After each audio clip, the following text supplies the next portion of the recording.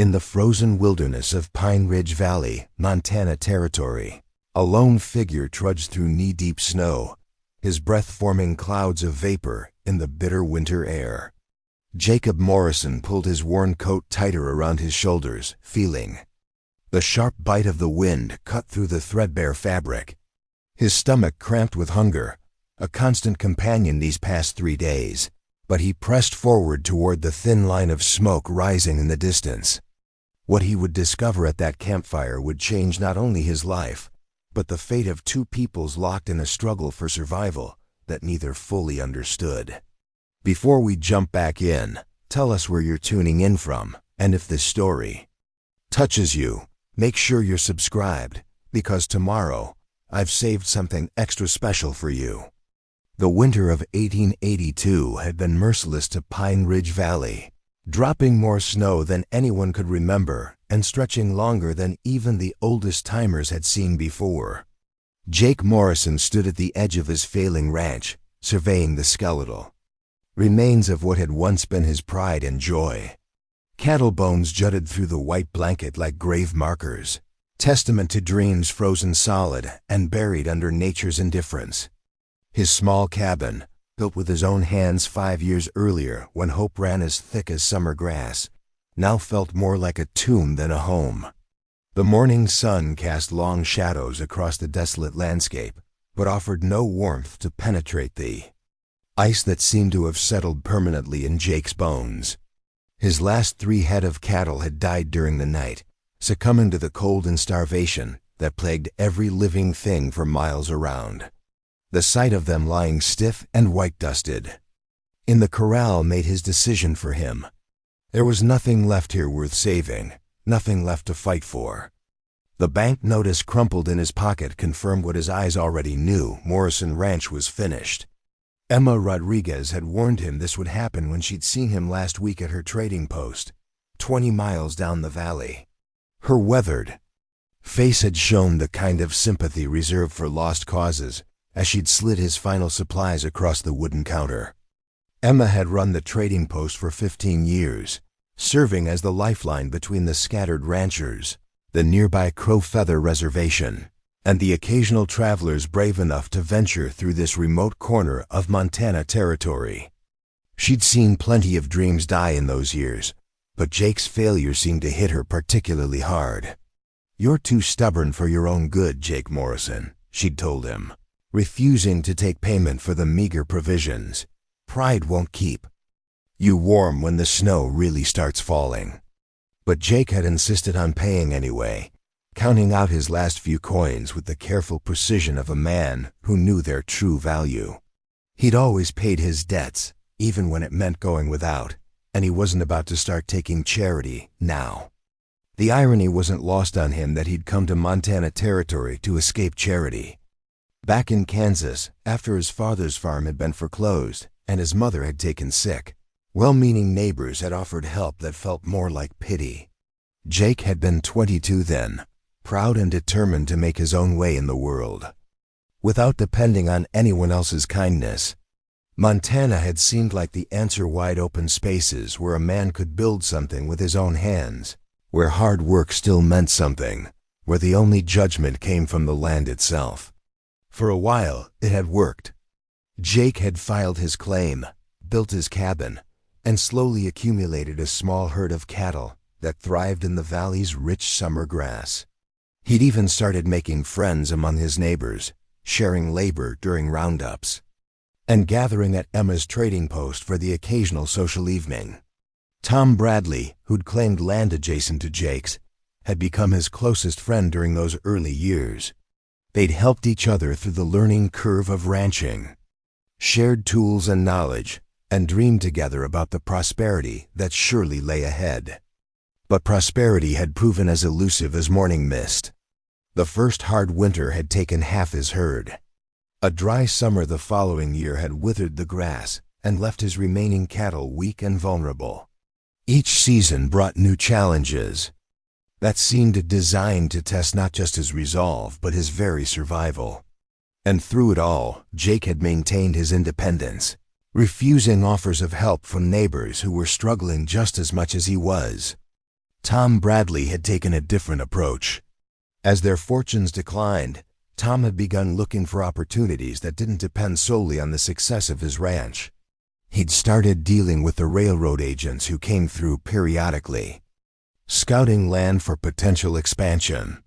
He'd formed partnerships with cattle buyers who promised better prices in exchange for exclusive deals. Most controversially, he'd begun advocating for the removal of the Crow Feather Reservation, arguing that the natives were taking up valuable grazing land that could support more cattle and bring prosperity to the entire valley. The relationship between the white ranchers and the native tribes had always been tense, but it had grown worse as resources became scarce. Stories circulated of cattle theft, though Jake had never seen evidence of it himself. Counter-stories spoke of ranchers illegally grazing cattle on reservation land, of water rights being disputed, and of government agents making promises they had no intention of keeping. The truth, Jake suspected, was that everyone was struggling, and desperation had a way of making enemies out of people who should have been neighbors. Sheriff Dan Cooper tried to maintain peace between the communities, but his jurisdiction was complicated by the reservation's federal status. A decent man with graying temples and tired eyes, Cooper had been elected to keep order in a territory where order seemed increasingly impossible to maintain. He'd known Jake since his arrival in Pine Ridge Valley and had watched with quiet sympathy as the young rancher's dreams slowly crumbled against the harsh realities of frontier life. Sometimes a man's got to know when to fold his hand, Cooper had told Jake during his last visit to the ranch. No shame in admitting when the cards are stacked against you. But Jake had seen shame in Cooper's own eyes, the shame of a man who'd been forced to watch good people fail while being powerless to help them. Now standing in the ruins of his ambitions, Jake finally understood what Cooper had meant. The cards weren't just stacked against him, the whole deck had been shuffled by forces beyond his control. Weather, markets, politics, and simple bad luck had combined to crush his dreams as thoroughly as the winter had crushed his cattle. But understanding the futility of his situation didn't make the acceptance any easier. Jake's stomach cramped again, reminding him that philosophical understanding wouldn't fill an empty belly. His last meal had been 2 days ago, a thin soup, made from bones and the few vegetables left in his cellar. The supplies Emma had given him were gone, consumed in desperate hope that something would change, that some miracle would save his ranch. But miracles, it seemed, were as rare as warm days in January. He shouldered his pack, containing everything he owned that was worth carrying. A change of clothes, his father's old rifle, a leather pouch with his remaining coins less than $5, and a small bundle of jerked beef that represented his final meal. The jerky was tough and heavily salted, the kind of emergency ration that could sustain a man for a day or two if he rationed it carefully. It was all that stood between him and starvation until he could reach the next town, wherever that might be. The decision to leave had been made the moment he'd found the last of his cattle frozen solid in the corral. There was no point in staying to watch his cabin get buried under snow, no point in clinging to a dream that had already died. He would head south, toward warmer weather and new opportunities. Maybe he could find work on a ranch where the owners had been luckier or smarter than he'd been. Maybe he could start over somewhere else, older and hopefully wiser. As he walked away from the cabin without looking back, Jake tried not to think about the letters he'd never sent to his mother, the ones where he'd planned to describe his success and invite her to join him in Montana. She died the previous spring, according to a letter from his cousin, never knowing whether her son had found the prosperity he'd left Kansas to seek. The guilt of that unfinished business weighed heavier than his pack, heavier even than the failure of his dreams. The snow crunched beneath his boots with each step, the sound echoing across the empty valley like a funeral march. Behind him, his abandoned cabin grew smaller, a dark speck against the white expanse that would soon be covered by drifting snow. By spring, there might be nothing left to show that Jake Morrison had ever tried to make a life in this valley. Nothing to mark his passage except another story of frontier failure. The cold was brutal, cutting through his inadequate clothing and settling into his bones with the permanence of a grave marker. Each breath burned his lungs, and the constant wind made his eyes water until the tears froze on his cheeks. But he kept walking, driven by the simple imperative of survival and the hope that somewhere ahead lay something better than what he was leaving behind. As the day wore on, the landscape around him remained unchanging and endless, expansive snow broken only by the occasional stand of bare trees or the dark line of a frozen creek. The silence was profound, broken only by the wind and his own labored breathing. Preparing and narrating this story took us a lot of time, so if you are enjoying it, subscribe to our channel. It means a lot to us.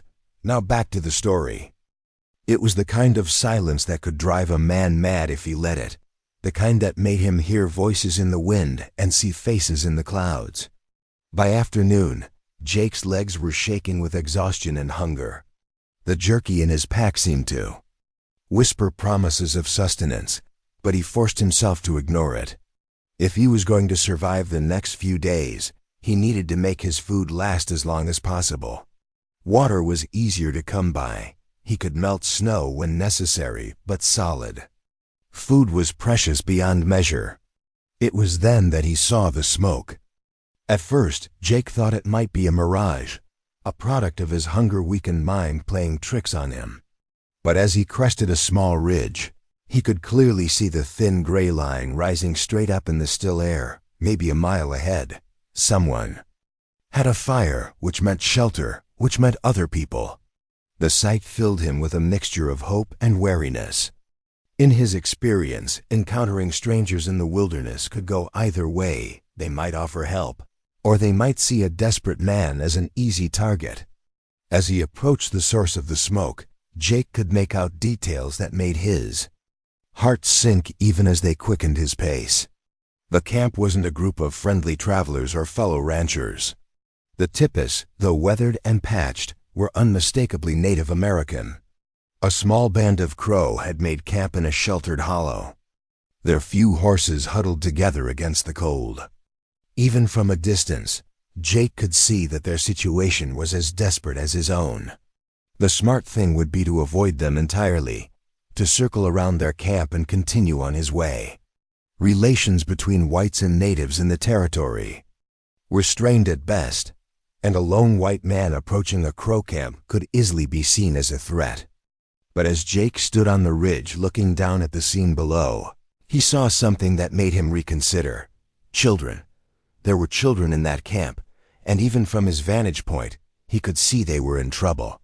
The adults moved with careful, deliberate motions of people conserving energy, people who hadn't eaten well in far too long. The children barely moved at all, huddled close to the fire in a way that spoke of weakness as much as cold. They were starving just as he was, but unlike him, they had nowhere to go. Jake's hand moved instinctively to the bundle of jerky in his pack. It wasn't much, certainly not enough to make a real difference to a group that size. But as he watched, a woman trying to coax one of the children to sip something from a cup, he realized that sometimes the size of the gesture mattered less than the gesture itself. He'd spent 5 years in Montana Territory learning hard lessons about self-reliance and survival. He discovered that the frontier demanded a certain hardness, a willingness to put your own needs first because no one else would. But standing on that ridge, looking down at children who were clearly dying of hunger, while he carried what might be their only hope of lasting another day, Jake Morrison learned something else entirely. Sometimes survival wasn't about hoarding what little you had. Sometimes it was about recognizing that being human meant more than just staying alive. He started down the hill toward the camp, his decision made. Whatever happened next, at least it would be something he chose, rather than something that happened to him. And for the first time in months, that felt like a kind of victory all its own. Jake's descent down the snowy slope toward the Crow camp felt like walking into a different world. Each step brought him closer to a decision that would define not just the next few hours, but the kind of man he would be when this winter finally ended. The smoke from their fire grew thicker, carrying with it the scent of burning sage and something else he couldn't identify. As he drew nearer, he could hear voices speaking in the Crow language, soft and urgent, punctuated by the occasional cough or whimper from one of the children. When he was still 50 yards from the camp, Jake stopped and called out in English, raising his empty hands above his head, "Hello, the camp. I come in peace." The voices inside the circle of tippus fell silent immediately, and he could sense movement, people positioning themselves defensively. A moment later, a warrior emerged. From behind one of the shelters, rifle in hand, his weathered face showing no emotion as he studied the white stranger. The warrior was tall and lean, with graying hair braided with leather strips and feathers. Despite the cold, he wore only a heavy blanket over his shoulders, and his feet were wrapped in what looked like pieces of hide held together with sinew.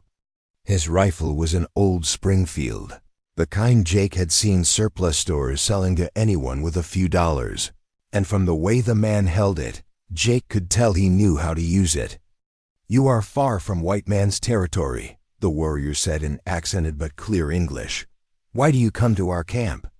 Jake kept his hands visible and spoke slowly, respectfully. "I saw your smoke, sir. I'm traveling south, and I thought perhaps we might help each other. These are hard times for everyone." The warrior's eyes narrowed as he took in Jake's appearance, the worn clothes, the thin pack, the obvious signs of hunger and exhaustion. "You look like man who needs help more than man who gives it. What help do you offer?" Before Jake could answer, another voice came from within the camp. A woman appeared beside the warrior, and Jake's breath caught in his throat. She was young, perhaps 25, with long black hair that caught the firelight and intelligent dark eyes that seemed to see straight through him. Her clothing was a mixture of traditional native dress and practical frontier wear, a doeskin dress under a man's wool coat, beaded moccasins that had seen better days, and around her shoulders, a blanket that looked hand-woven and precious. "Father," she said to the warrior in English, though Jake sensed she could have spoken in Crow, "this man is starving. Look at his face, his hands. He is no threat to us in his condition." The warrior, who Jake now realized must be the leader of this small band, glanced at his daughter with obvious affection tinged with concern. "Sarah Whitefeather, your education at the mission school taught you to trust too easily. Not all white men who appear harmless truly are."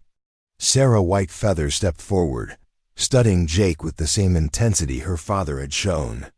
"Perhaps not, but some are. And if we turn away everyone who might help us, we will surely die here waiting for help that never comes." The exchange revealed more about the family situation than Jake had expected. Sarah had been educated at a mission school, which meant she understood both worlds, white and native, in ways that most people in the territory did not. Her father's caution suggested previous bad experiences with whites, but his willingness to speak English at all indicated he understood the necessity of communication across cultural lines. Jake made a decision that surprised even himself. He slowly reached into his pack and withdrew the bundle of jerky, his last food, and held it out toward them. "I have little to offer," he said quietly, "but I have this. It's not much, but it might help the children get through another day."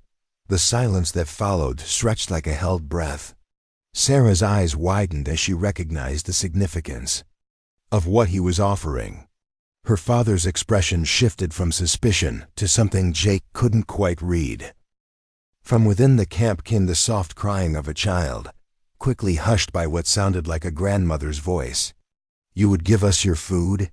Sarah asked, her voice barely above a whisper. "Your last food?" Jake nodded, still holding out the bundle. "I've been hungry before. I'll be hungry again. But I've never been so hungry that I couldn't recognize when someone else needed food more than I did." The warrior chief running bear, Jake would learn later, studied the white stranger with new interest. In his 60 years he had encountered many whites. Soldiers who saw his people as obstacles to be removed. Traders who saw them as sources of profit. Government agents who saw them as problems to be solved. Missionaries who saw them as souls to be saved. But he had rarely encountered a white man who saw them simply as fellow human beings in need. "I am Chief Running Bear of the Mountain Crow," he said formally. "This is my daughter Sarah White. Feather and my people."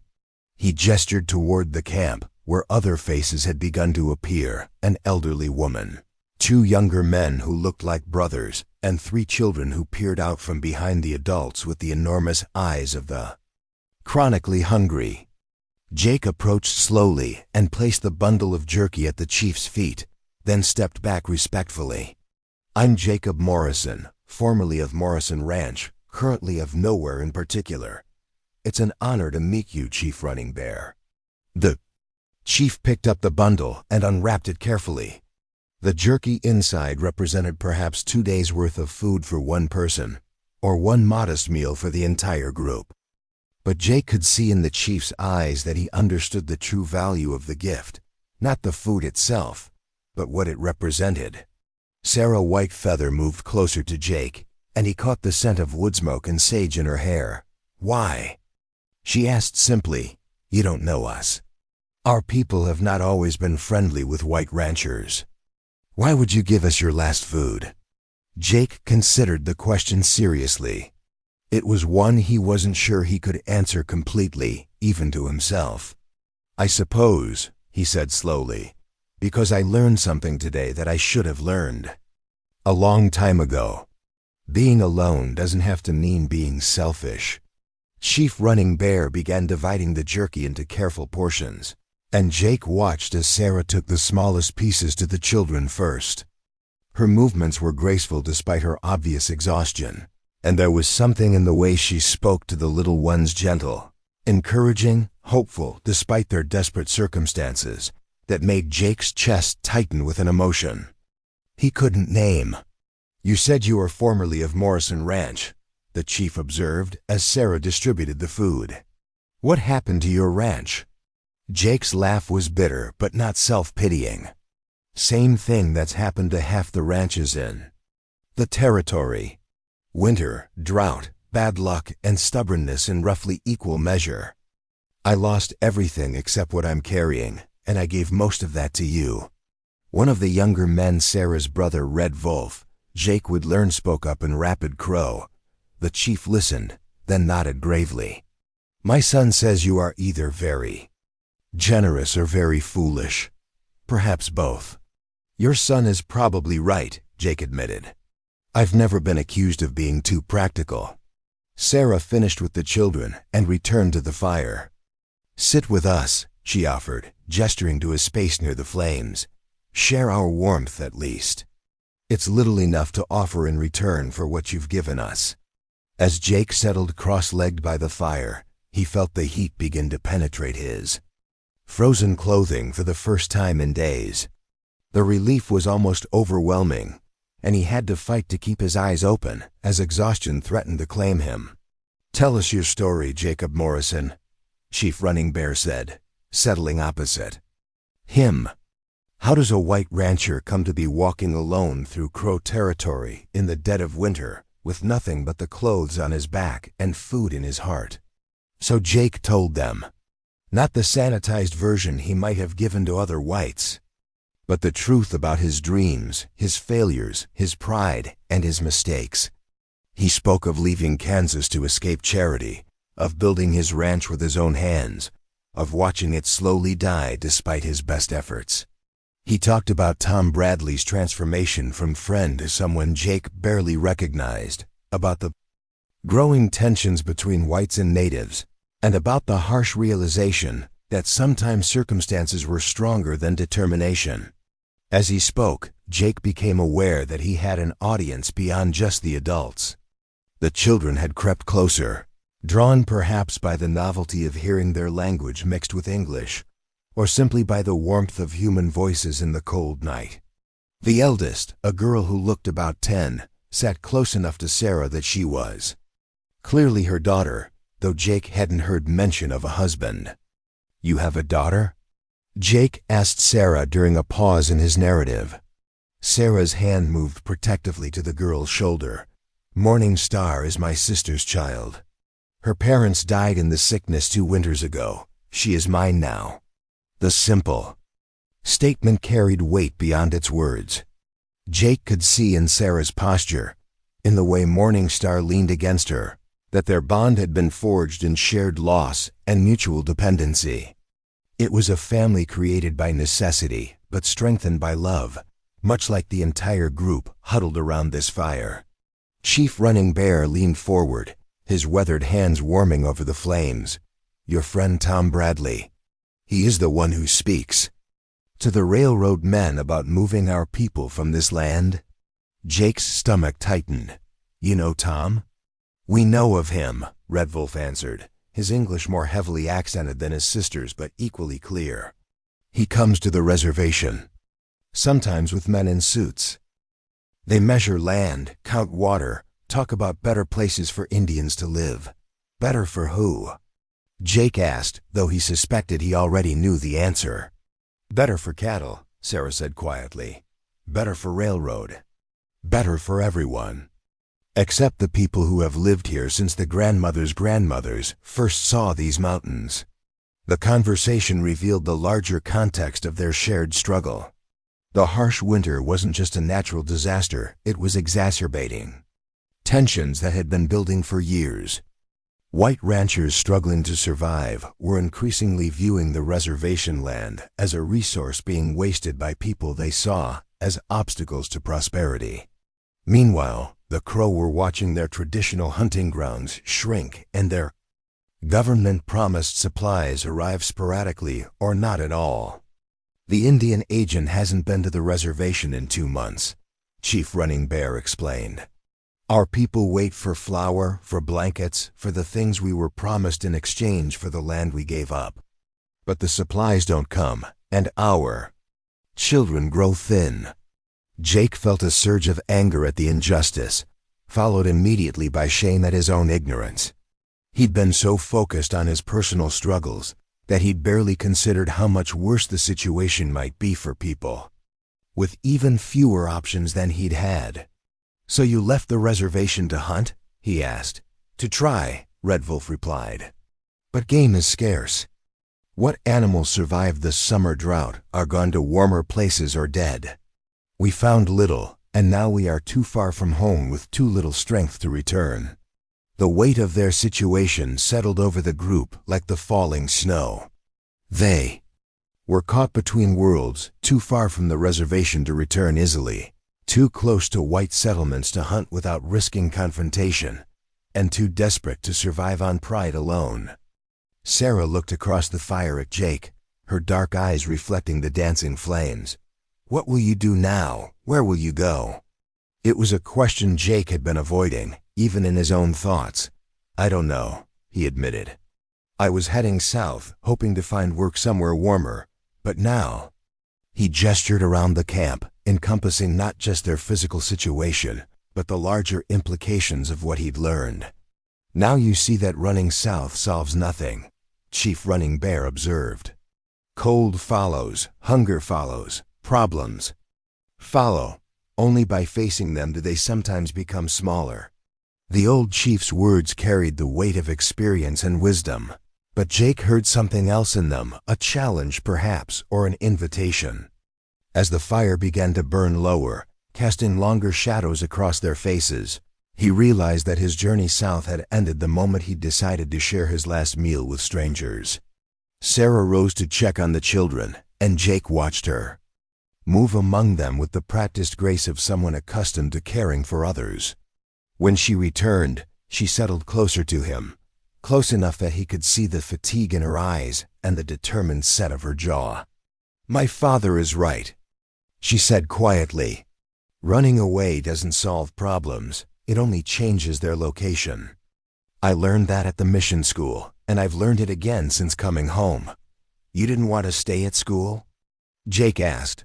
Sarah's smile was sad but not bitter. The school wanted to make me into something I wasn't, a white woman with brown skin who would forget her people and marry a white man and pretend the old ways never existed. But you can't become someone else without losing who you are, and I discovered I wasn't willing to pay that price. Her words resonated with Jake in ways he hadn't expected.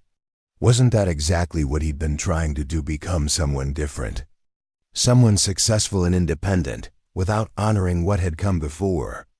As the night deepened and the fire burned lower, the conversation turned to more practical matters.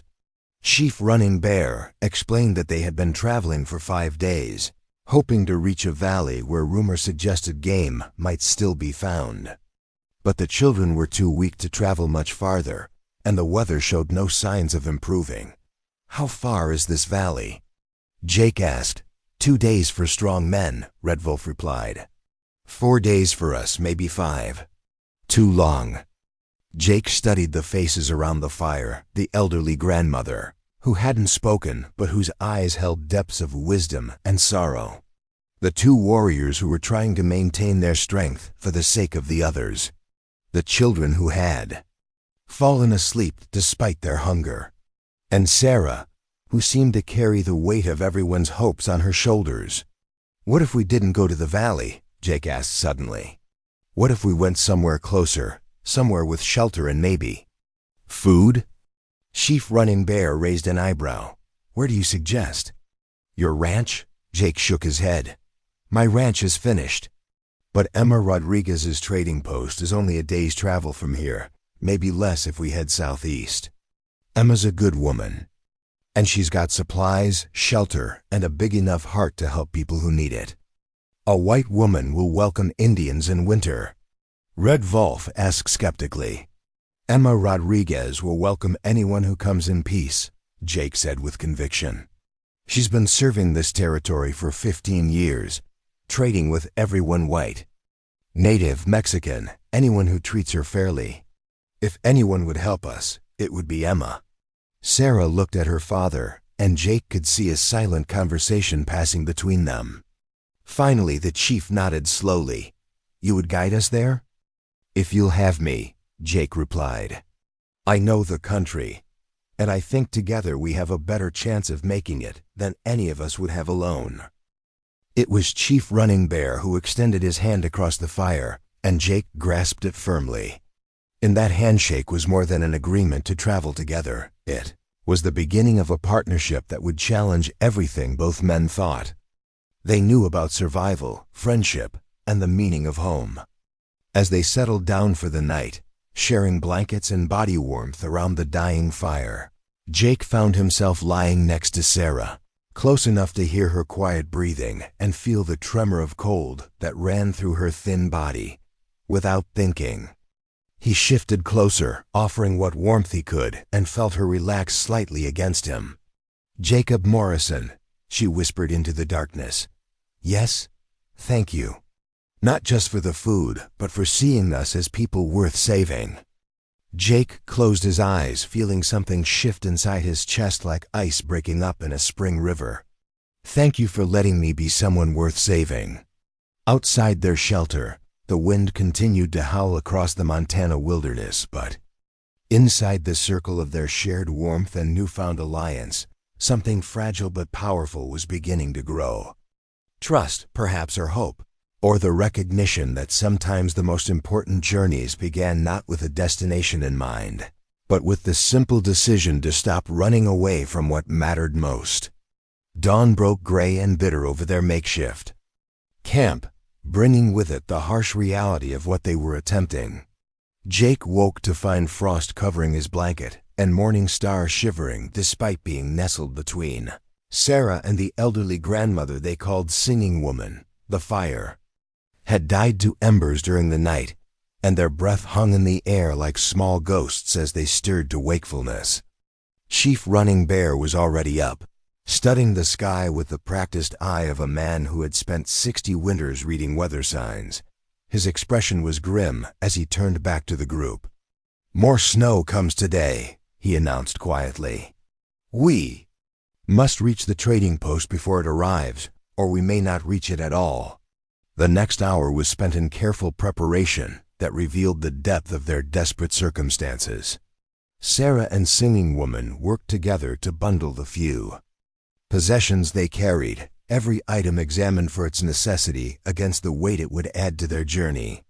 Red Wolf and his younger brother Stone Eagle checked their weapons and what little ammunition they possessed, while Jake helped Morning Star and the other two children prepare for what would be the longest walk of their young lives.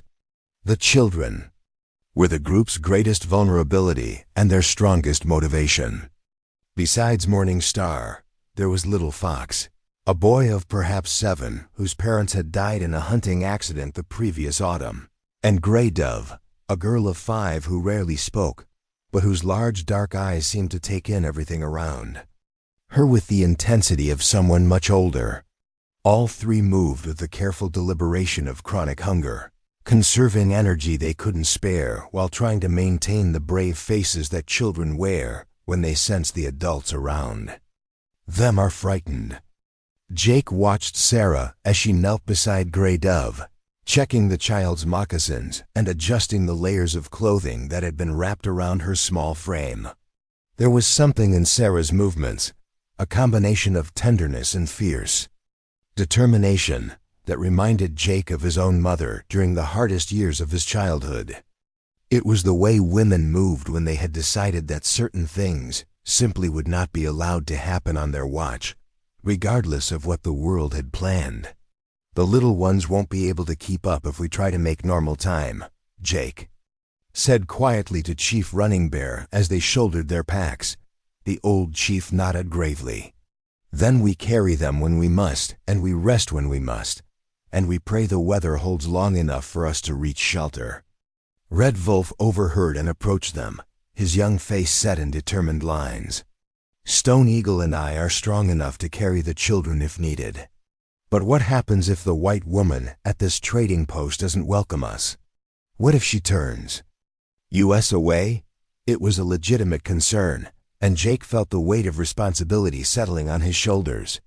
He was asking these people to trust him with their lives, based on his belief that Emma Rodriguez would help them. But he hadn't seen Emma in months, and desperation could change people in ways that friendship couldn't predict. Emma's a good woman, Jake said, trying to project more confidence than he felt. She's seen hard times herself, and she understands what it means to need help. Sarah stood up from adjusting Gray Dove's clothing and moved to join their conversation. In the morning light, Jake could see more clearly the effects of hunger and exhaustion on her face, but also the intelligence and strength that radiated from her despite their circumstances. If this woman refuses us shelter, Sarah said calmly, then we will have learned something important about the character of white people in this territory. But if she helps us, we will have learned something equally important about the possibility of friendship between our peoples. Her words carried weight beyond their immediate situation, and Jake realized that their journey to the trading post represented more than just a desperate search for shelter. For Sarah and her family, it was a test of whether the promises of cooperation and mutual respect that government agents and missionaries had made to her people had any substance beyond pretty words. They set out just as the first snow began to fall, thin flakes that drifted down like ash from a distant fire. Jake took point, using his knowledge of the territory to find the easiest path through the broken terrain, while Chief Running Bear brought up the rear, watching for signs of pursuit or other threats. Sarah walked in the middle with the children, ready to help anyone who stumbled or fell behind. The pace they maintained was necessarily slow, dictated by the strength of their weakest members. Morning Star tried valiantly to keep up with the adults, but Jake could see that each step was an effort for her. Little Fox attempted to maintain the stoic expression he'd observed on the adult men's faces, but his small chest heaved with exertion after the first mile. Only Gray Dove seemed to accept their circumstances without struggle, walking steadily beside Sarah with the patience of someone who had learned early that complaining changed nothing. By mid-morning, the snow was falling more heavily, and Jake could feel the temperature dropping. The landscape around them became increasingly uniform as the white blanket deepened, making navigation more difficult and hiding potential hazards like fallen logs or animal holes that could cause a devastating injury to someone in their weakened condition. It was during their first rest that Jake truly began to understand what Sarah Whitefeather represented, not just to her family, but to her entire people. As they huddled together sharing body warmth, Singing Woman spoke to her in rapid Crow, and Jake caught enough words to understand they were discussing the children's condition. Sarah responded in English, apparently for Jake's benefit. Grandmother says Grey Dove's feet are getting cold, despite the extra wrappings. She's worried about frostbite. Without hesitation, Jake began unlacing his own boots. Here, let me see what we can do. You cannot give up your boots, Chief Running Bear protested. You'll freeze. I'm not giving up my boots, Jake replied, pulling off his wool socks. But I've got an extra pair of socks, and wool holds warmth better than whatever those moccasins are stuffed with. As he helped Sarah wrap his socks around Grey Dove's small feet, Jake became acutely aware of her hands working alongside his. Despite the cold, her touch was gentle and sure as she adjusted the improvised insulation. When she looked up to thank him, their faces were close enough that he could see the gold flecks in her dark eyes and the way her breath formed small clouds between them. You don't have many extra socks, she observed quietly. I don't have many extra anything, Jake admitted. But I've got more than she does, and that's what matters right now. The moment stretched between them, charged with something that had nothing to do with the cold wind or their desperate circumstances. Jake found himself studying the curve of Sarah's cheek, the way her dark hair escaped from beneath her wool cap, the determined set of her mouth that somehow managed to be both strong and vulnerable at the same time. It was Stone Eagle's voice. That broke the spell, calling out a warning in Crow. Jake looked up to see the young warrior pointing toward their back trail, where a line of riders was visible against the snow, perhaps 2 miles behind but clearly following their path. Chief Running Bear studied the approaching figures through narrowed eyes. 6 men, maybe 7. Moving faster than we can with the children. Do you recognize them? Jake asked, though he suspected he already knew the answer. White men, Red Wolf confirmed grimly, armed and determined. Jake's stomach tightened as he considered the possibilities. The most likely explanation was that Tom Bradley had somehow learned about the Crow Band leaving the reservation and had organized a group to pursue them. In the current climate of tension and resource competition, a group of natives traveling off the reservation could be seen as everything from horse thieves to a war party, regardless of the presence of women and children. Sarah stood up slowly, her face pale but composed. Will they follow us to the trading post? If they're who I think they are, Jake replied grimly, they'll follow us wherever we go.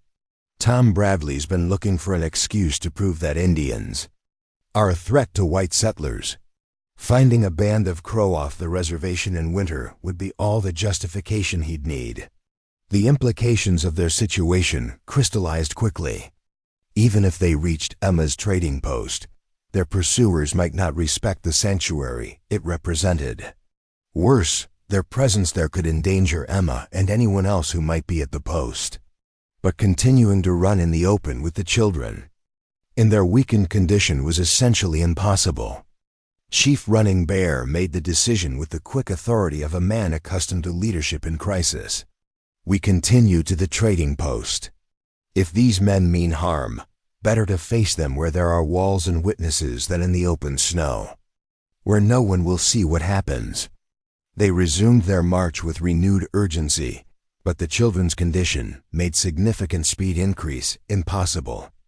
Jake found himself carrying Grey Dove on his shoulders while Stone Eagle took Little Fox. Morning Star continued to walk, but Sarah stayed close beside her, ready to provide support at the first sign of faltering. The snow continued to intensify, and Jake realized that the weather was becoming as much of a threat as their human pursuers. If they didn't reach shelter soon, The children would begin to suffer from exposure, regardless of what happened with Tom Bradley's group. It was Sarah who first spotted the thin column of smoke rising ahead of them, barely visible through the swirling snow. "Is that the trading post?" she asked, hope creeping into her voice despite her obvious efforts to remain composed. Jake squinted through the white curtain, trying to make out details of the familiar landmark. "That's Emma's chimney smoke," he confirmed, feeling his own surge of relief. "We're going to make it." But even as he spoke the words, he could hear the sound of horses behind them, closer now than they had been an hour earlier. Their pursuers had closed the distance significantly, and Jake estimated they would reach the trading post with perhaps minutes to spare before being overtaken. The final approach to Rodriguez's trading post felt like the longest mile of Jake's life. The building gradually emerged from the snow like something out of a dream, a solid log structure with a covered porch, light glowing warmly in the windows, and the blessed promise of warmth, food, and safety. But behind them, the sound of pursuing horses had grown loud enough that even the children could hear it. Emma Rodriguez appeared in the doorway as they stumbled up onto the porch, her weathered face showing first surprise, then concern, then the kind of grim determination that Jake remembered from their previous encounters. She was a woman in her 50s, with gray-streaked hair pulled back in a practical bun and the kind of sturdy build that came from 15 years of frontier life. But it was her eyes that Jake had always remembered intelligent, compassionate, and completely unafraid of whatever life might bring to her door. "Jake Morrison," she said, taking in the group with a quick glance that missed nothing. "I was wondering if you'd frozen to death up at that ranch of yours. And you've brought guests." "Emma, we need help," Jake said simply. "These people are in trouble, and there are men following us who mean them harm." Emma's expression hardened as she looked past them to the approaching riders, now visible through the snow. "Get inside," she ordered, stepping back to hold the door open. "All of you, quickly now." Chief Running Bear hesitated at the threshold, his dignity warring with necessity. Emma saw his reluctance and addressed him directly. "Sir, I don't know what's happening here, but I can see children who need warmth and food. Whatever else we need to sort out, we can do it once everyone's safe inside." The old chief studied her face for a moment, then nodded gravely. "You are Emma Rodriguez, the one who trades fairly with all people?" "I try to be," Emma replied. "And right now, I'm the one offering you shelter from whatever's chasing you across my territory in a snowstorm." They filed quickly into the trading post's main room, and Jake felt the warmth hit his frozen face like a blessing. The interior was exactly as he remembered, shelves lined with goods ranging from practical supplies to small luxuries, a large fireplace that dominated one wall, and tables and chairs scattered around to accommodate travelers and locals who used the post as an unofficial community center. Emma immediately began organizing their defense with the efficiency of someone who had faced frontier emergencies before.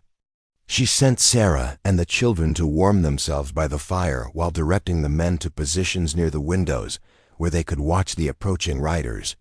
"How many?" she asked Jake as he peered through a gap in the curtains. "7. He confirmed. "Led by Tom Bradley, if I'm right about who's following us." Emma's expression darkened further. "Tom Bradley. I should have known. That man's been stirring up trouble ever since his ranch started failing. Always looking for someone else to blame for his problems." The riders came to a halt in front of the trading post, their horses steaming in the cold air. Jake could clearly see Tom Bradley now, his former friend transformed into someone he barely recognized. Tom's face had hardened over the past months, lines of bitterness etched around his eyes and mouth. The men with him were a mix of struggling ranchers and drifters, united by desperation and the kind of anger that needed a target. Tom dismounted and approached the porch, his boots heavy on the wooden planks. When Emma opened the door to meet him, Jake could see his former friend's eyes scanning the interior of the post, taking note of the Native Americans warming themselves by the fire. "Emma," Tom said, his voice carrying a forced friendliness that didn't reach his eyes. "Looks like you're harboring some runaway Indians. We're here to escort them back to the reservation where they belong." Emma crossed her arms and planted herself firmly in the doorway. "Tom Bradley, these people came here seeking shelter from a blizzard. Last I checked, offering hospitality to travelers was still legal in Montana territory." "Not when those travelers are horse thieves," Tom replied, his voice growing harder. "We've been tracking them for 2 days. They stole livestock from 3 different ranches before heading north." It was a lie, and everyone present knew it. But Jake realized that Tom had crafted a story that would justify whatever he planned to do next. In the current climate of fear and competition for resources, accusations of theft against Native Americans would be believed without much question by most white settlers. Sarah Whitefeather stepped forward, her chin raised defiantly despite her exhausted condition. "We have stolen nothing. We left the reservation to hunt, with permission from our agent. We have taken no horses, no cattle, nothing that belongs to white ranchers." Tom's smile was cold as he studied her. "Well now, if it isn't the mission school girl. Sarah Whitefeather, isn't it? Thought you were too good for reservation life, so you decided to go raiding with Daddy and the boys?" Jake felt his temper flare at the contempt in Tom's voice, but Chief Running Bear placed a restraining hand on his arm. The old chief stepped forward with quiet dignity, his presence somehow filling the room despite his hunger and exhaustion. "I am Chief Running Bear of the Mountain Crow," he said formally. "These are my people, including my daughter and 3 children who have committed no crimes except being hungry in winter. If you have accusations to make, speak them plainly. If you have proof of wrongdoing, present it. If you have neither, then leave us in peace." The confrontation that followed would determine not just the fate of the small crow band, but the character of everyone present. Outside, the snow continued to fall, cutting them off from the outside world and forcing them to resolve their differences without the intervention of distant authorities or the cooling influence of time.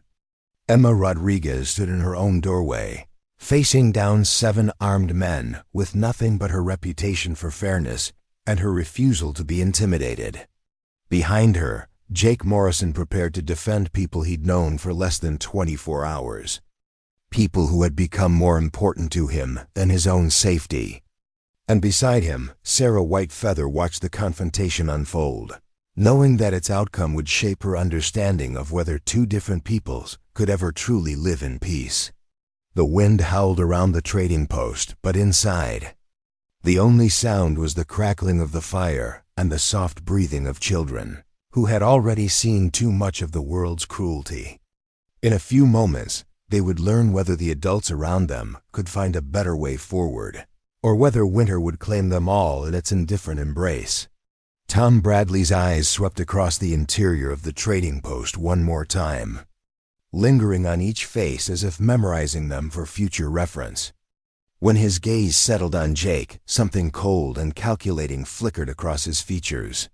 "Well, Jake Morrison," Tom said, his voice carrying the weight of old friendship turned bitter. "Should have known you'd end up here, playing protector to a bunch of reservation jumpers. Always were too soft for your own good." Jake stepped forward, placing himself between Tom and the fire where the children huddled close to Sarah. "These people haven't done anything wrong, Tom. They're starving, they're cold, and they've got children with them. Since when did helping hungry kids become a crime?" "Since those kids belong to people who've been raiding our cattle," Tom replied. But Jake could hear the uncertainty creeping into his voice. Even Tom's companions were beginning to look uncomfortable as they took in the sight of Gray Dove clinging to Sarah's skirt, her large eyes wide with fear. One of the men behind Tom, a rancher named Pete Wilson, whom Jake recognized from community gatherings, shifted his weight nervously. "Tom, those really look like thieves to you?" That little girl can't be more than 5 years old. Tom's jaw tightened, and Jake realized that his former friend had painted himself into a corner with his accusations. To back down now would mean admitting he'd led 7 armed men across the territory on a lie. But to press forward meant confronting the obvious innocence of the people he'd accused. Emma Rodriguez stepped further onto the porch, her presence commanding despite being outnumbered. Tom Bradley, I've known you for 8 years, and I've always treated you fairly.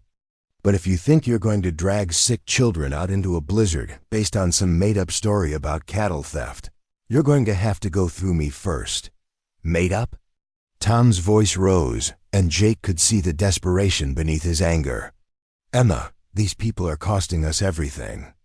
While we're losing cattle to the cold and drought, they're sitting on thousands of acres of prime grazing land, doing nothing with it. The government gives them supplies while honest ranchers starve. It was then that Jake understood what had really driven Tom to this point. It wasn't just about the failing ranch or the harsh winter. It was about needing someone to blame for circumstances beyond anyone's control. Tom had chosen to see the crow as the cause of his problems rather than face the possibility that sometimes life was simply unfair. Chief Running Bear moved slowly toward the group of white men, his weathered hands visible and empty. When he spoke, his voice carried the authority of someone accustomed to being heard and respected.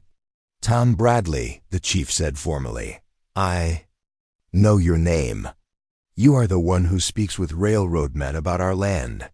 You are the one who tells government agents that Indians do not deserve the treaties your own people signed. Tom's face flushed red. Those treaties were signed by men who didn't understand what they were giving away. This territory could support 10 times as many cattle if that reservation land was put to proper use. Proper use, Sarah Whitefeather repeated, her voice soft but carrying clearly through the room. You mean proper according to white men. Our people have used this land properly for hundreds of generations. We have taken only what we needed and left the rest for our children's children. And look where that got you, Tom shot back. Starving in the snow, begging for scraps from white traders. The cruel words hung in the air like a physical blow, and Jake saw Sarah flinch as if she'd been struck. But instead of retreating, she stepped forward, her chin raised defiantly. Yes, we are hungry, she said clearly. Yes, we are cold. But we are hungry because the government that promised to feed us in exchange for our land has broken that promise.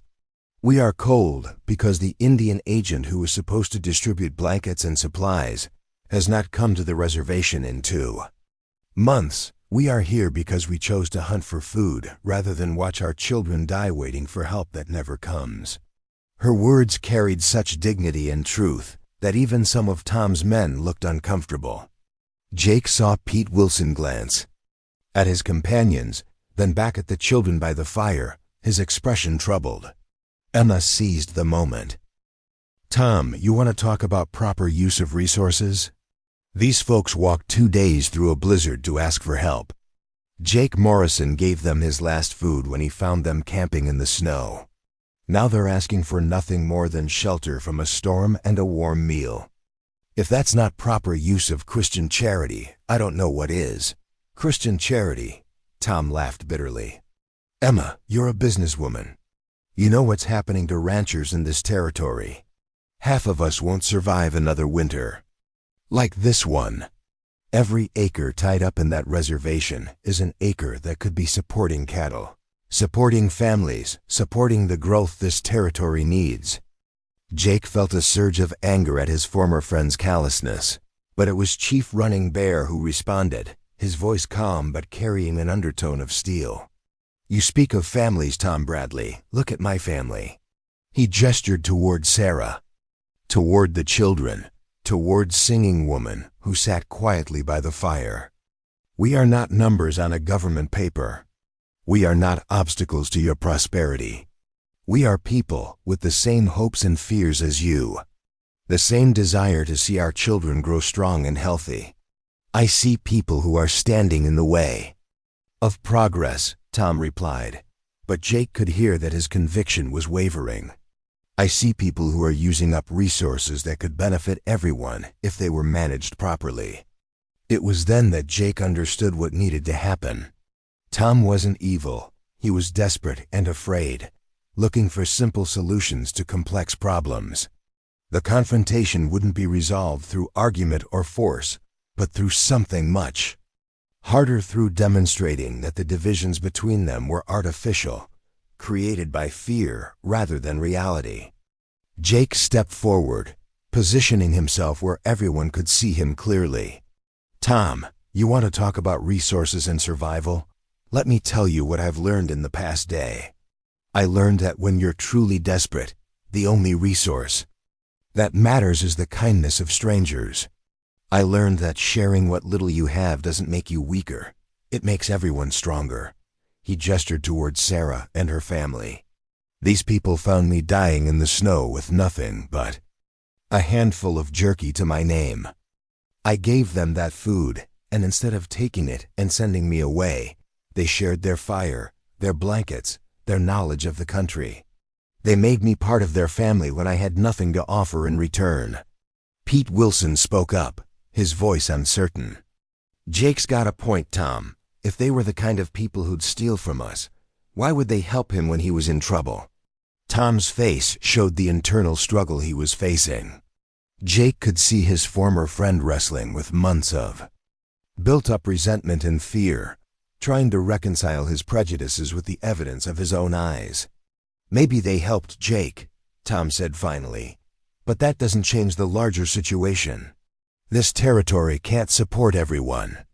The reservation system isn't working. Something has to change. Sarah Whitefeather stepped closer to Tom, close enough that he had to look directly into her eyes. You're right, she said quietly. Something has to change. But the change doesn't have to come from driving people away or taking what little they have left. It can come from working together. Tom stared at her, clearly struggling with the idea. Working together how? Your people and mine have been at odds since the first settlers came to this territory. Because both sides have been told that the other is the enemy, Sarah replied. But what if we're not enemies? What if we're all just people trying to survive in a hard country? And we'd all do better if we helped each other instead of fighting over scraps. Emma Rodriguez nodded approvingly. The girl's got wisdom, Tom. I've been trading with both whites and Indians for 15 years. And the ones who do best are the ones who cooperate. The ones who share information, who help each other through hard times, who treat each other fairly. One of Tom's companions, a young rancher named Charlie Moss, removed his hat and ran his fingers through his hair. My spread's right up against the reservation boundary, he said slowly. Been having problems with wolves getting my cattle. Never thought to ask the Indians for help, but they'd know more about tracking predators than I do. Red Wolf spoke. For the first time since the confrontation began, we know the wolf packs in this area. We know their hunting patterns, their dens, the best ways to protect livestock without killing unnecessarily. The conversation was taking a turn that Jake hadn't expected. Instead of escalating into violence, it was becoming something else. A tentative exploration of possibilities that none of them had previously considered. Sinning woman rose slowly from her place by the fire and walked toward the group of white men. Despite her age and obvious hunger, she moved with dignity and grace. When she reached Tom Bradley, she extended her hands toward him, palms up, in a gesture that was both offering and request. She spoke in Crow, her voice soft but carrying clearly through the room. Sarah translated, her own voice filled with emotion. My grandmother says that she has lived through many harsh winters, and she has learned that the storms that bring communities together are kinder than the ones that drive them apart. She offers to share what little we have if you will share what you have, so that all the children, yours and ours, might survive until spring. Tom stared down at the elderly woman's weathered hands, and Jake could see the exact moment when his anger began to crumble. The sight of Singing Woman's dignified offer of partnership, despite everything his group had threatened, seemed to crack something inside him. "I don't have much to share," Tom said quietly, his voice completely different from the angry tone he'd used minutes earlier. "My ranch is failing too. That's why I was so angry, why I was looking for someone to blame." Emma stepped forward, seizing the opportunity to build on the breakthrough. "Tom, you've got experience with cattle management. The reservation has grazing land but not enough knowledge about large-scale ranching. Charlie's got problems with predators that the Crow could help solve. I've got a trading post that could serve as neutral ground for cooperation. Pete's got connections with markets in Helena." Jake could see the wheels turning in everyone's minds as they began to consider possibilities they'd never explored before. Instead of competition for scarce resources, they were beginning to envision collaboration that could benefit everyone. "What exactly are you suggesting?" Tom asked, and Jake could hear genuine interest replacing the hostility in his voice. Chief Running Bear stepped forward, his presence commanding attention. "I suggest that we stop seeing each other as enemies and start seeing each other as neighbors. The Crow Nation has much to learn about cattle ranching, but we also have much to teach about surviving in this land. We have young men who could work as ranch hands in exchange for learning. We have women who know which plants can heal sick animals, which grasses are most nutritious for livestock." Sarah added, "The mission school taught me to read and write in English. I could help with correspondence, with keeping records, with communicating with buyers and government agents." The transformation happening in the room was almost visible. Fear and suspicion were gradually being replaced by curiosity and hope. The children, sensing the change in atmosphere, had stopped clinging to the adults and were watching the proceedings with the wide-eyed attention of young people witnessing something important. It was Charlie Moss who asked the practical question. How would something like this work? I mean, the legal aspects, the government regulations, the question of authority? Emma smiled for the first time since the confrontation began. "Charlie, you're talking about business partnerships and cooperative agreements. People do that kind of thing all the time. The only difference here is that we're talking about doing it across cultural lines, which makes it more complicated," Pete Wilson observed, "but not impossible." Tom Bradley stood silent for a long moment, and Jake could see him wrestling with ideas that challenged everything he'd believed about the situation in Pine Ridge Valley. Finally he spoke, his voice uncertain but determined. "I need to apologize," he said, looking first at Jake, then at Sarah, and finally at Chief Running Bear. "I came here ready to do something I wouldn't have been able to live with afterward. I was so focused on my own problems that I couldn't see past them." Chief Running Bear inclined his head gravely. "A man who can admit his mistakes and choose a different path is a man who can be trusted.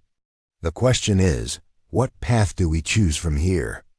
The answer to that question would determine not just the immediate fate of everyone in the trading post, but the future of relationships between two peoples who had been taught to see each other as enemies.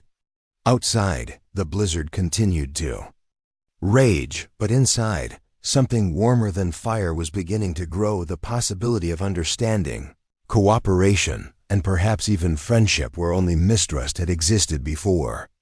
Jake looked at Sarah and saw in her eyes the same mixture of hope and uncertainty that he felt in his own heart. They had reached a turning point, but the hardest part still lay ahead, proving that the promises being made in Emma's trading post could survive contact with the harsh realities of frontier life. Spring came early to Pine Ridge Valley that year, as if the land itself was eager to heal from the wounds of the harsh winter. Jake Morrison stood on the porch of what had once been Emma Rodriguez's trading post. Though it bore little resemblance to the simple frontier establishment it had been 6 months earlier. The building had been expanded with additional rooms, a larger stable, and a meeting hall where representatives from both the white ranching community and the Crow Nation gathered monthly to coordinate their shared enterprises, the transformation. had not been easy or immediate. The agreements hammered out during that desperate winter night had faced numerous challenges as spring arrived and practical realities set in. Government officials had initially been suspicious of the cooperative arrangements, and some ranchers from neighboring areas had accused Tom Bradley and his partners of being Indian lovers, who were undermining the natural order of territorial development. But the results spoke louder than the critics. Tom Bradley's ranch, which had been on the verge of bankruptcy the previous winter, was now thriving with a mixed herd of cattle that included stock provided by government programs for the reservation, managed jointly by white and Crow ranch hands. The Crow contribution went far beyond labor. Their traditional knowledge of seasonal grazing patterns, water sources, and natural predator control had increased the survival rate of livestock throughout the valley. Charlie Moss had become something of a legend among local ranchers for his innovative approach to predator management. Working with red wolf and stone eagle, he had developed techniques that protected cattle without the wholesale slaughter of wolves that had previously been the only solution anyone could imagine. The wolves were managed through careful tracking and the establishment of alternative prey sources, while the cattle were protected through better herding practices and strategic placement of bedding grounds. Sarah Whitefeather had emerged as the coordinator of the entire cooperative venture, her mission school education and natural intelligence making her invaluable as a translator between two worlds. She maintained correspondence with government agents, livestock buyers, and territorial officials, ensuring that all the legal requirements of their unusual partnership were meticulously observed. More importantly, she served as a bridge between the ranchers and her own people, helping both sides navigate the cultural misunderstandings that inevitably arose.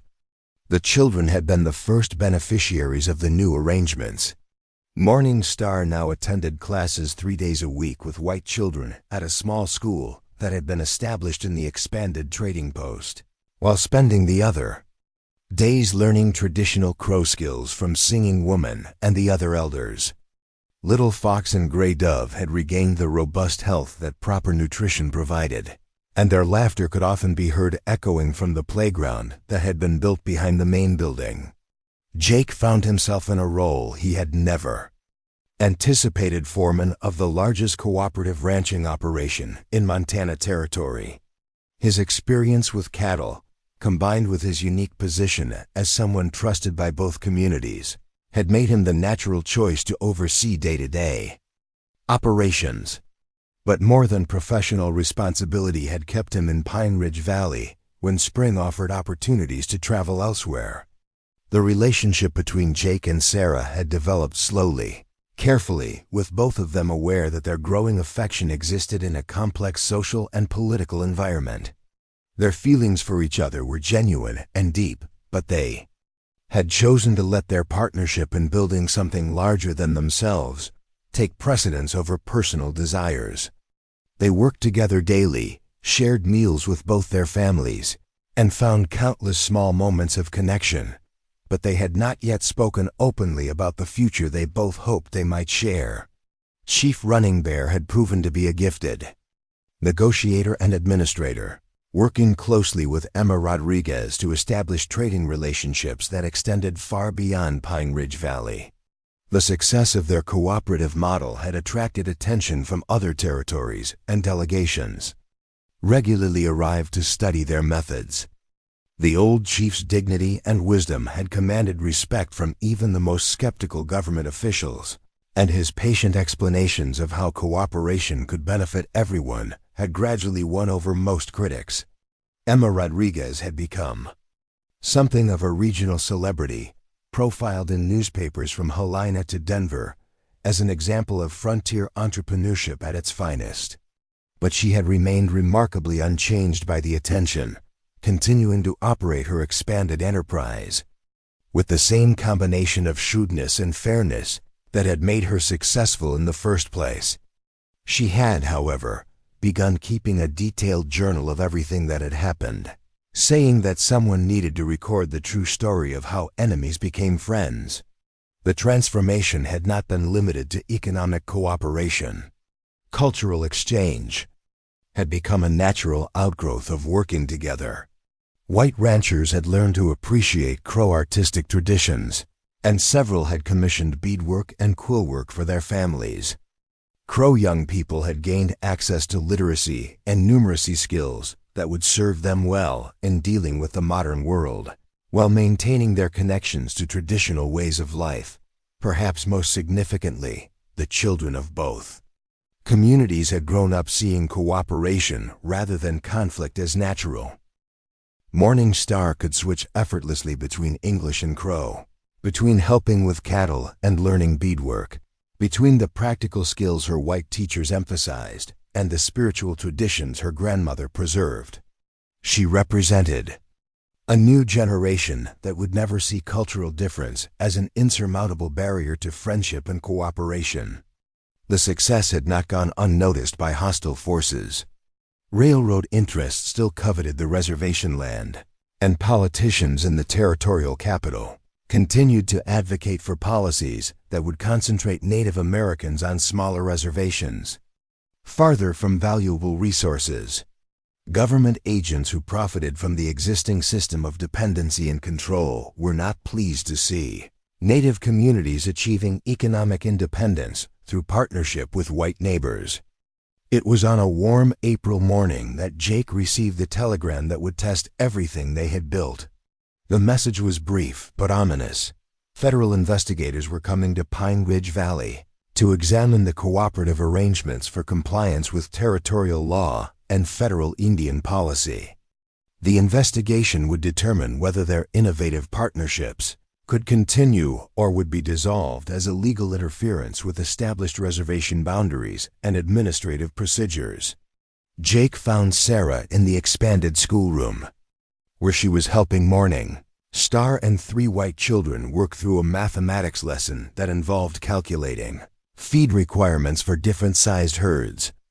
The scene represented everything they had accomplished, children learning together, practical skills being shared across cultural lines, and Sarah herself embodying the possibility of bridging 2 worlds. When he showed her the telegram, Sarah's face remained composed, but Jake could see the worry in her dark eyes. "How much time do we have?" she asked quietly. 3 weeks, maybe a month," Jake replied. "But Sarah, whatever happens with the investigation, we've already proven something important. We've proven that people can work together if they choose to." That evening, the entire community gathered in the meeting hall to discuss the challenge they faced. Chief Running Bear addressed the group with the same dignity and wisdom he had shown throughout their partnership. "My friends," he said, using a term that would have been impossible 6 months earlier, "we have built something here that our children and grandchildren will remember long after we are gone. We have shown that cooperation is stronger than competition, that understanding is more powerful than fear. Whatever these investigators decide, they cannot take away what we have learned about each other." Tom Bradley stood up, his weathered face serious but determined. "Chief's right. But that doesn't mean we should just accept whatever they decide. We've got lawyers now, we've got documentation of everything we've done, and we've got results that speak for themselves. This cooperative venture has made everyone more prosperous and more secure than they were before." Emma Rodriguez added her voice to the discussion. "I've been keeping detailed records from the beginning, and I've got correspondence with territorial officials who have expressed support for what we're doing. We're not going to roll over for some bureaucrats who don't understand what we've accomplished here." The meeting continued late into the night, with practical plans being made for documenting their success and preparing legal arguments for the investigation. But Jake found his attention increasingly focused on Sarah, who had remained quiet during most of the discussion. When the meeting finally ended and people began heading home, Jake approached her. "You've been thinking about something all evening. What is it?" Sarah looked around the meeting hall, taking in the evidence of their shared accomplishments, the mixed artwork on the walls, the furniture built by both Crow and white craftsmen, The children's drawings that showed cowboys and Indians working together instead of fighting. "I've been thinking about what this place represents," she said softly. "Not just the economic cooperation or the practical benefits, but the idea that people can choose to see each other as neighbors instead of enemies. That's what's really on trial here." Jake moved closer to her, close enough that he could see the determination in her eyes along with the worry. "Sarah, whatever the investigators decide, I want you to know that these past months have been the most meaningful of my life. Not just because of what we've accomplished together professionally, but because I've fallen in love with you." The words hung between them in the quiet hall, and Jake realized he had finally spoken the truth he had been carrying in his heart for months. Sarah's eyes widened, and then she smiled with a warmth that seemed to light up the entire room. "I've been hoping you would say that," she replied, moving into his arms. "Because I've fallen in love with you too, and I've been wondering how we were going to build a future together in a world that doesn't make it easy for people like us to be together." Their kiss was gentle but filled with months of suppressed longing and the promise of whatever future they might be able to create together. When they separated, Jake saw in Sarah's eyes the same determination that had carried them through every previous challenge. "Whatever the investigators decide," Sarah said, "we'll face it together. And whatever happens, we'll keep building bridges between our peoples, because that's who we've become." The federal investigation, when it finally came, proved to be more thorough but less hostile than anyone had feared. The investigators were bureaucrats rather than opponents, men who were genuinely curious about the cooperative model and its potential applications elsewhere in the territory. They spent 2 weeks reviewing records, interviewing participants, and observing operations. Their final report praised the Pine Ridge Valley cooperative as an innovative solution to the challenges facing both white settlers and Native American communities in the territory, while recommending some administrative adjustments to ensure full compliance with federal policies. They concluded that the arrangements should be allowed to continue as a pilot program for potential expansion to other areas. The celebration that followed brought together the entire community in a way that would have been unimaginable a year earlier. White families and Crow families shared food, stories, and plans for the future. Children who had learned to see cooperation as natural played together, while their parents discussed expansion of the school and the possibility of establishing similar cooperative ventures in neighboring valleys. Jake and Sarah announced their engagement at the celebration, a decision that surprised no one who had watched them work together over the previous months.